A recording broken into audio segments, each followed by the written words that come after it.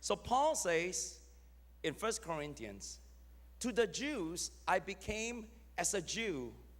To the world I became as the world. I become all things to all men, that I might all means save some. Now, go back with me to Daniel chapter 1, okay? Daniel chapter 1. Now, stay with me right now. Look at verse 8. Daniel 1 and verse 8. But Daniel purposed in his heart that he would not defile himself with the portion of the king's delicacies, nor with the wine which he drank. Therefore he requested of the chief of the eunuchs that he might not defile himself. Now, Daniel would not allow himself to be defiled by the food and the wine of Babylon. Now, notice what's amazing. He didn't consider all these things defiling.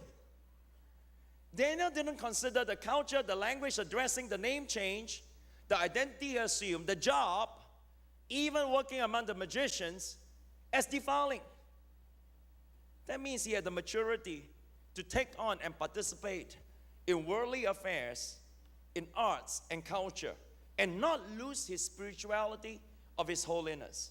In fact, he could function successfully in all these arenas to get upward mobility, and God had no problem with that. God had no problem with that. The point here is this: you can't change that which you are afraid of. You can't lead that which you are fearful of.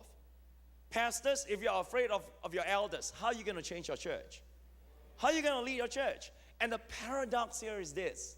It's like what I just said a moment ago. Here we are proclaiming, greater is he who is in us than he who is out there in the world, and yet we are afraid of the world.